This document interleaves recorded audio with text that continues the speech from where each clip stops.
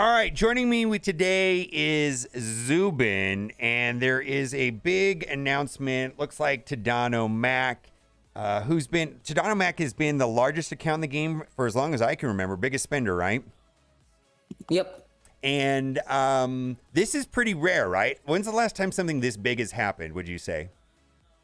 Oh man, the last time something this level happened was like Widowmaker quitting, and we haven't had an account this big retire since then.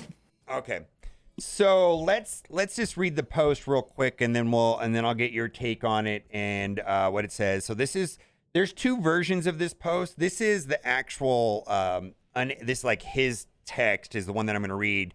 There was like a slightly modified. Okay, so this is from Tadano Mac. It says the sale to Savvy was discussed more than a year ago, and I'm guessing he's just making an assumption that like everybody that these things take a long time. I don't think he was personally told. I don't know why I don't think they told anybody about this. With this, I think he means like that's why they were really increasing the prices in this time, and they were really, squeezing the whales and krakens hard for Yeah, this sale.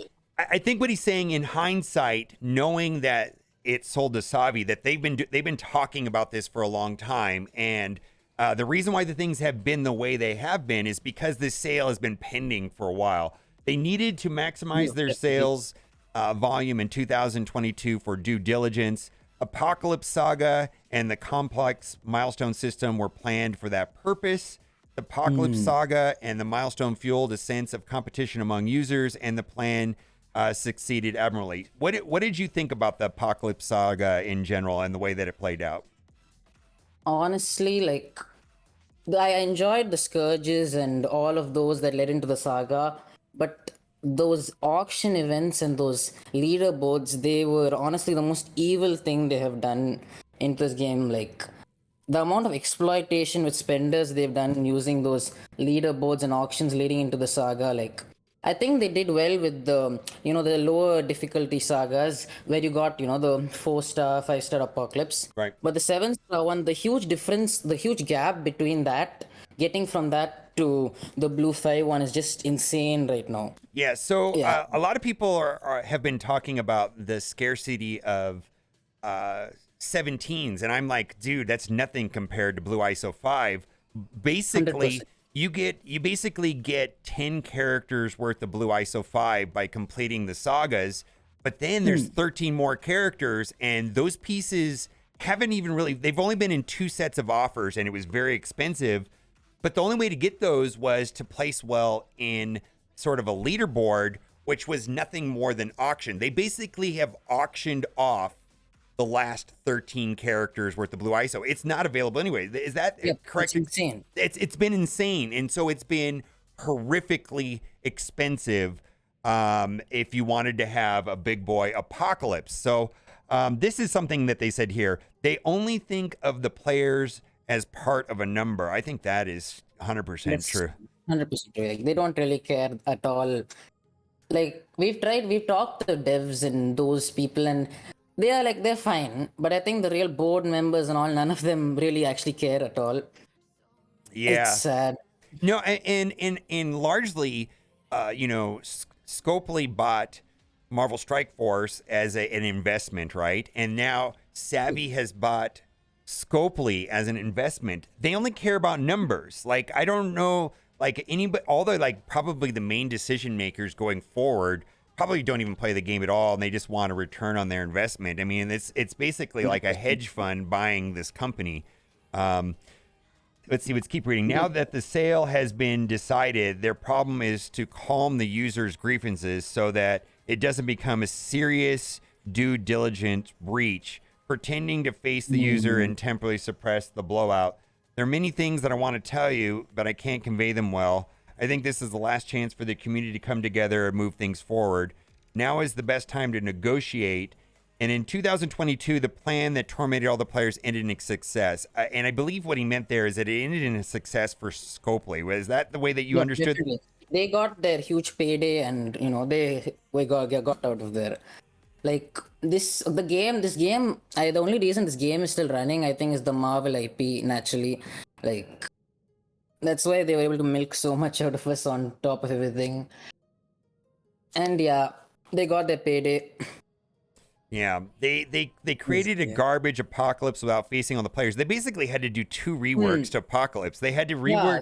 rework him initially, and then they had to create the awakened abilities. It's been a Mm. disaster, right? Yeah, like like the before the Awakened, before like the first time he came out, like it was so bad. Like Yeah. imagine like spending, like say like how much Duff and all these guys spent like 50,000 plus for him to unlock day one, and for him to be that trash and not do anything in arena and basically be lackluster in all the other modes is just crushing for the amount spent. So And even after that, you yeah, and even after that they reworked him, and okay, he was better, definitely better. And then the awakened abilities also help, but like when he still drops in arena, it just doesn't sit well with people. And I know people say that nothing will hold in arena, but when people spend that much, they want to at least hold in arena. That's just their feeling. yeah. Do you think all the people that unlocked Apocalypse on Done One spend at like 50,000? I thought it was closer to Okay, 2,000. I have definitely no not idea. all 50,000. Like the ones that were finishing at the top 10 and around there. Like if you like roughly to unlock day one on average, if you were in like say the top 50s to like top hundreds, you would have been able to unlock. And the problem also with those leaderboards is there's lots of like dummy accounts.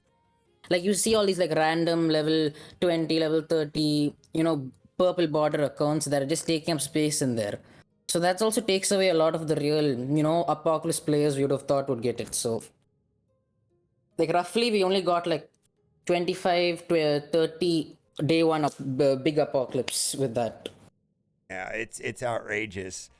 So would say the Apocalypse without facing the players, and now they update Apocalypse to appease their frustrations. I'm not really familiar with that word. Hmm. It's putting a band-aid on it, and then he kind of Hmm. wraps up by saying there's nothing more that I can do, but I hope that players can regain their joy and all things go well. A lot of people hated me, but I loved and respected the people who played the same game, and I loved the game. If I was a native speaker, I would have been able to interact more with everyone, enjoy the game more, which makes me sad. It was a great 4 years. Thank you very much. Sorry for the weird English. Goodbye, Marvel Strike Force. So, uh, is Yeah. there a lot of upheaval right now in the top spenders, would you say? Or is this just kind of, I mean, I think there's always attrition, right? There's always people Yeah, there's quitting. definitely like a lot of people, of course, are just really attached, and the sunk cost fallacy just keeps them going. And of course, we are all very attached to our alliances. Like,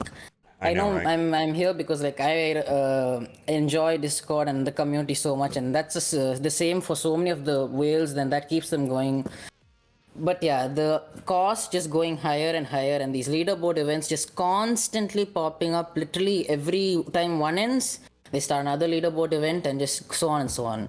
At some point, it just becomes enough, and yeah, many people just can't let their accounts rot, and even selling it when they get, like, say, if they get like 3K for the sale, that just feels too low for some of them, and they just can't let it go. So that's Yeah. just the what I've seen from these big accounts. Yeah, it's. I mean, even if you were like gifted a top 100 count, I mean, it's expensive to keep it up, Yep, and then in 6 months it's not worth. I mean, it's one of the worst situations ever, right? exactly. Yep. Yeah, And the way the game is right now, it's incredibly hard to stay at the top without like I know like we have Ev and you and all who try to like spend as little as possible. Like even then, it's like really hard. And then there are these spend alliance spending events, which like encourage people even more. And like the even if we say you don't have to spend, there's no pressure. Just by seeing the leaderboard and seeing people, your own alliance means going far and above, you just want to spend more and go out of your comfort zone, which is just not great at all. well, that happened to me with the Seven Red Yep, Dormammu. Yeah, and it that's pushed me. It exactly. pushed me. Nobody said anything in the alliance. I didn't have to spend anything, but we won by $15.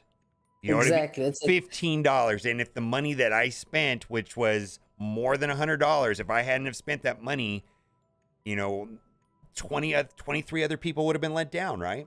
and it's exactly. and nobody said anything in the Lions, but it's just the way that the event was. It's a problem manufactured by them, right? They created a situation, and I know it really upset Dorky Dad, and it really upset me. I was angry for a couple weeks about it, to be honest.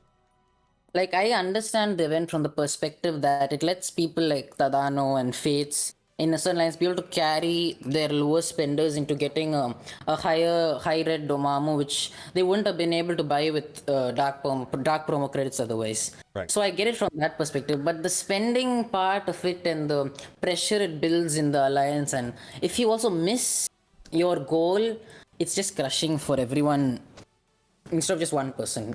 Right. All right. Well, we'll wrap up the video with this. There is a Discord for the players' voice movement. I know you're in there, and that this is where I found this. I'm going to put a link to it, but there is a group of people together trying to get things to move in a positive direction and not repeat what happened, like what they're talking about here in 2022. And it's ran by a lot of people that I respect. Evdog, is amazing, and he's doing a great job over there. So I'm going to put a link to the Discord. I highly recommend go checking it out. Plus, if you want a further discussion about what's going on with the state of the game, I think it's a good place. Anything you want to say before we go? Oh, thank you for having me, Mobile. It was my first time on a video. Hopefully, I did well. Thank you, Zubin. Have a good one. Bye for now. Thank you.